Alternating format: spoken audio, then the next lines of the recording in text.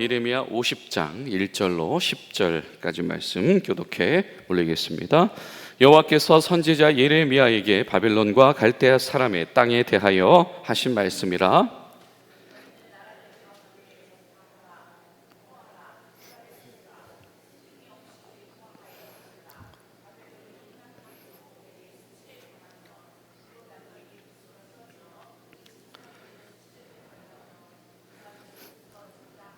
이는 한 나라가 북쪽에서 나와서 그를 쳐서 그 땅으로 황폐하게 하여 그 가운데 사는 자가 없게 할 것임이라. 사람이나 짐승이나 다 도망할 것임이니라.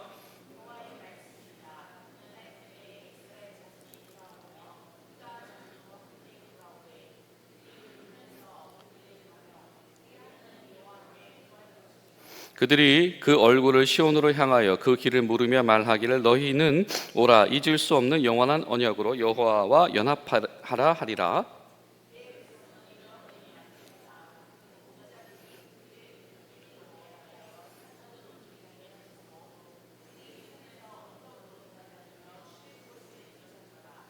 그들을 만나는 자들은 그들을 삼키며 그의 대적은 말하기를 그들이 여호와 곧 의로운 처소시며 그들의 조상들의 소망이신 여호와께 범죄하였음인즉 우리는 무죄하다 하였느니라.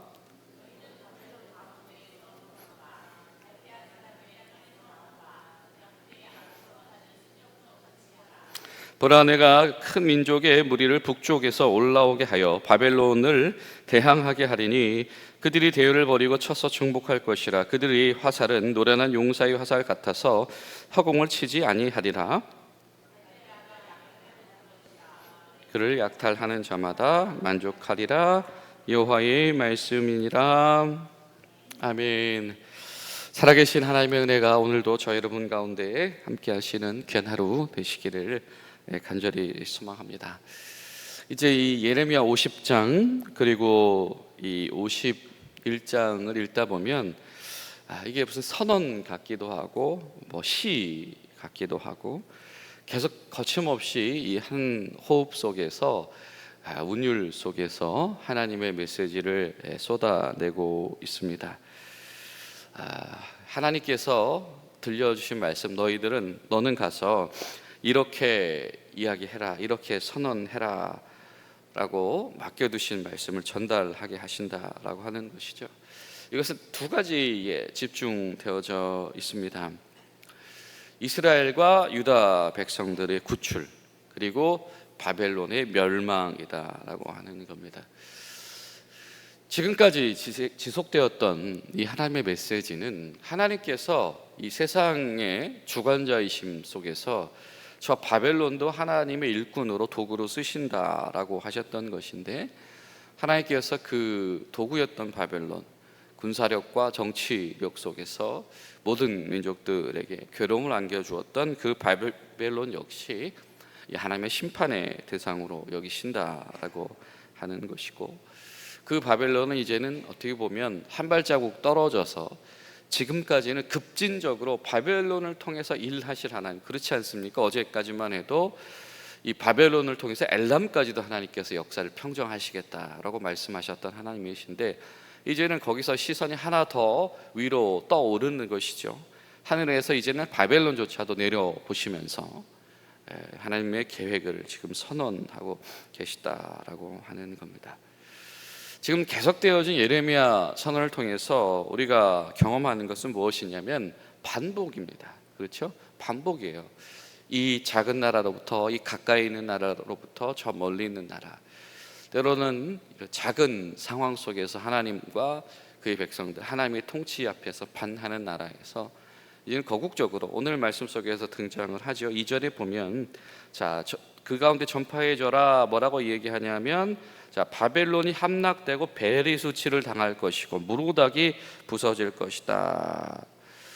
무로닥은 바벨론의 신의 이름이죠. 마루둑이라고 부르던 신의 이름이 다른 표현이기도 할 겁니다. 벨도 마찬가지의 표현인 것이죠.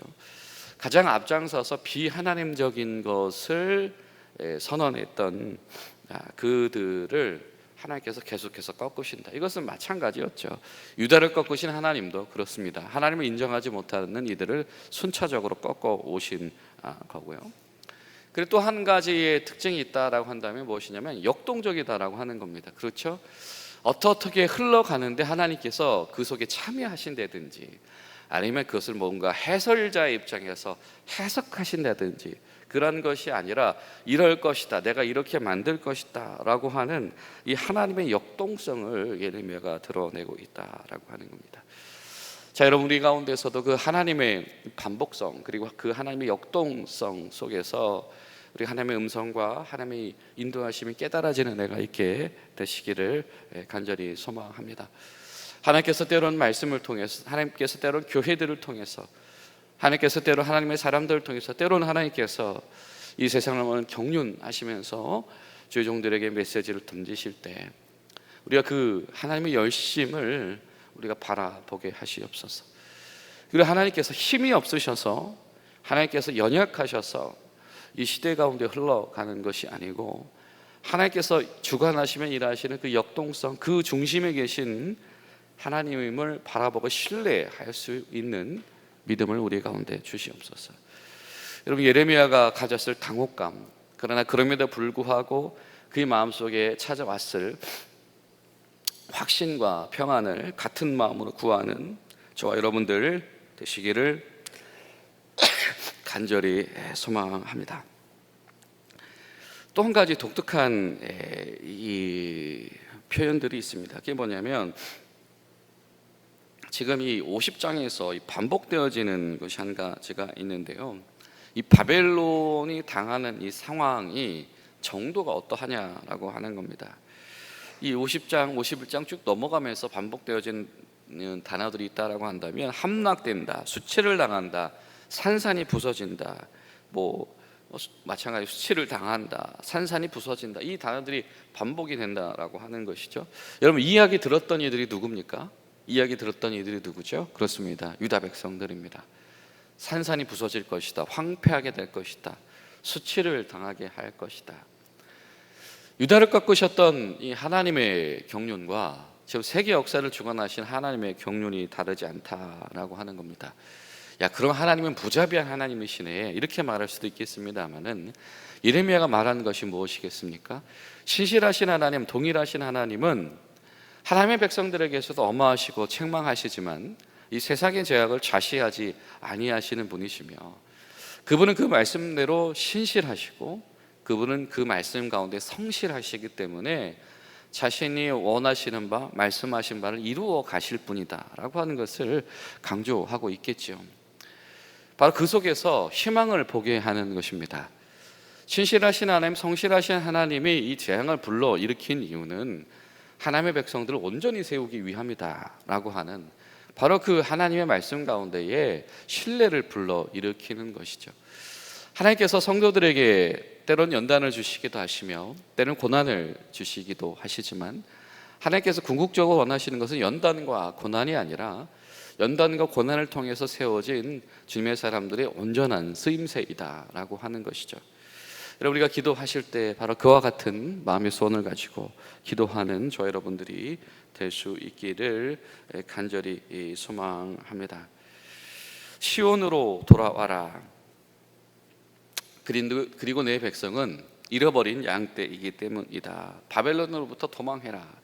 이것이 이스라엘 백성들에게 들려주는 이야기입니다. 시온으로 돌아와라. 시온으로 돌아와라. 시온은 어디입니까? 하나님께서 영광을 두시겠다고 하신 곳이죠. 하나님께서 언약하셨던 것이죠. 그곳으로 돌아와라 라고 하는 겁니다. 그 이야기는 두 가지를 품고 있는 거죠. 이 사람들이 돌아가야 한다라고 하는 의미이기도 하고요, 시온이 지금 거기 꽉 차 있다, 비어 있다라고 하는 의미이기도 한 겁니다. 더 흥미로운 것은 무엇이냐면 4절을 보면 이렇게 말씀하세요. 여호와의 말씀이니라. 그날 그때에 이스라엘 자손이 돌아오며 유다 자손도 함께 돌아올 것이다. 아마 바벨론으로 끌려간 이들은 아마 이런 의식을 가졌을 겁니다. 비로소 우리가 누구예요? 우리가 누구인가를 물어봤을 때 유다 땅에서 끌려왔던 사람들, 예루살렘에서 끌려왔던 사람들, 그리고 그곳에서 여호와 하나님을 예배하던 사람들, 지금까지는 이스라엘 사람들, 유다 사람들 하면 그냥 이스라엘 성읍에 사는 사람들, 유다 성읍에 사는 사람들, 그와 크게 다르지 않았던 거죠. 서울 사람들, 경기도 사람들. 그런데 어느 순간부터 이들에게는 우리가 누구예요? 우리는 저기 유다에서 저 1500m 킬로미터 떨어진 곳에서 하나님을 섬기던 사람들이야 라고 했던 자신의 뿌리와 근원에 대한 그 정체성으로 자신들을 바라보기 시작한 시점이 바로 사실 비로소 이 포로기 때였을 겁니다. 자, 그런데 오늘 말씀을 보면 하나님께서 뭐라고 말씀하세요? 그 유다에서 끌려갔었던 사람들, 그래서 유다 백성의 정체성을 가지고 돌아오고 싶어 했던 사람들, 그들만 돌아오는 것입니까? 뭐라고 이야기하죠? 이스라엘의 자손이 돌아온다. 이스라엘은 이미 그 전에 멸망했던 이들이고, 그리고 그 여파 가운데 같이 휩쓸렸던 이들인데 그들이 돌아오게 될 것이다. 그리고 더불어서 유다 자손도 돌아오게 될 것이다. 지금까지는 이 사람들은 언젠가부터 우린 유다 백성으로 살았습니다. 그리고 언젠가부터는 이스라엘의 후손으로 살았습니다. 그런데 하나님께서 시온으로 돌아오게 하셔서 할 이들은 유다 백성이건 이스라엘 백성이건 모두 다 하나님의 백성이다라고 하는 것이죠. 이런 때로는 우리가 우리 삶의 정황 속에서 어떤 이들은 유다 백성으로 살아왔을 수도 있고요, 어떤 이들은 이스라엘 백성으로 살아왔을 수도 있습니다. 그런데 하나님께서 비어있는 시온을 다시 채우시고 시온의 약속을 주님께서 채워나가시고 이행해 나가실 때에 하나님께서는 이스라엘 백성으로 살았던 이들, 유다 백성으로 살았던 이들 모두로 채우시겠다. 하나님께서 교회를 통해서 때로 하나님의 섭리 가운데에서 하나님의 일을 베풀어 가실 때 우리 가운데서 어떤 이들은 그런 모습대로, 어떤 이들은 저런 모습대로 모두 부르셔서 함께 쓰임받게 하실 그 하나님 가운데서 우리 모두도 빠짐없이 부르심의 소망 가운데 서게 되어지는 역사가 있게 되시기를 간절히 소망합니다. 그리고 분명히 오늘 말씀은 굉장히 독특한 이야기를 하세요. 지금 시온이 비어있는 이유가 무엇이냐면 하나님의 백성이 목자이신 주님을 외면했기 때문이다라고 하는 거죠. 지금 시온이 하나님의 약속이 지금 무주공산이 되어버린 이유는 하나님의 백성들의 이 나태함과 불성실함 때문이다라고 하는 겁니다. 그러니 불성실한 백성들아 바벨론으로부터 이제는 도망쳐라. 내가 북쪽에서부터 움직임을 일으키겠다. 사실상 이후에 등장한 민족은 바사 왕국 페르시아 민족이죠. 사실 지리적으로 보면 북쪽은 결코 아닙니다. 그렇죠? 어떻게 보면 동남쪽이라고 할 수도 있을 겁니다. 근데 여러분, 성경에서 보통 이 북쪽이다라고 하는 것은 어떤 의미를 가지고 있냐면 재앙이라든지 심판이라든지 절대적인 어떤 역사의 흐름을 주관하는 이들이 온다라고 하는 어떻게 보면 관용적인 표현이기도 한 것이죠. 유다 백성들도 무엇으로부터 지금 멸망당했었습니까? 그렇습니다. 북쪽으로부터 온 이들로부터 멸망을 당했다. 이런 표현인 것이죠. 이야기는 무엇이냐면 이 바벨론이 당하는 위기가 그냥 어떻게 하다 겨우겨우 넘길 만한 그런 차원이 아니고 이것은 완전히 천지가 개벽할 사건이 될 것이다 라고 하나님께서 주권적인 이 선언을 하는 것입니다. 바로 그 속에서 이스라엘의 후예들, 유다의 후예들은 돌아오게 될 것이다. 지금까지는 잃어버린 양떼 같았다. 이 이야기는 무엇이죠? 적절한 리더십이 없었다라고 하는 겁니다. 적절한 리더십이 없어서 이끌어주는 자가 없어서 그들이 그릇된 양들처럼 행동을 했었는데, 그래서 지금까지 이렇게 끌려왔었는데 이제부터는 어떻게 하겠다? 이끄시겠다. 하나님께서 이끌어 가시겠다라고 하는 겁니다. 그러니 나가라, 탈출해라 라고 하는, 바벨론으로부터 나가는 모습을 마치 이것을 탈출해 나가는 것처럼 주님께서 말씀하고 계시다. 바벨론은 이제 정신없게 될 것이다. 노략당하게 될 것이다. 실질적으로 여러분, 이 역사의 거시적인 흐름 속에서 이후에 등장한 이 바사 왕국을 통해서 이스라엘 백성들은 정말 대규모로, 그렇죠? 마치 이 바벨론으로 끌려오는 집단이 있었던 것처럼 집단으로 고향 땅으로 돌아가는 이 러시가 시작이 되어지게 될 겁니다. 바로 하나님께서 예레미야를 통해서 그런 미래적인 선언을 하고 계신 것이죠.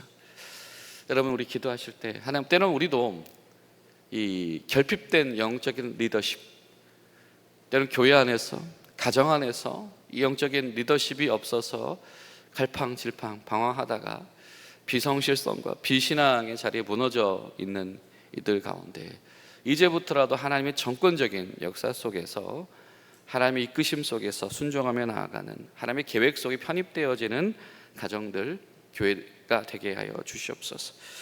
저 여러분이 그런 마음으로 기도하며 나아갈 때 하나님께서 오늘도 우리 가운데 은혜를 베푸실 줄로 믿습니다. 기도하시겠습니다. 살아계신 하나님, 감사합니다. 주님, 본래 있어야 할 것, 이 시온으로 돌아오게 임박하게 선언하시는 그 하나님의 선언 앞에서 우리도 깨어있기를 소망하며 우리 가운데서도 주시는 같은 은혜가 있기를 원합니다. 주님, 도우시고 붙잡으시고 인도하여 주시옵소서. 예수님의 이름으로 기도하옵나이다.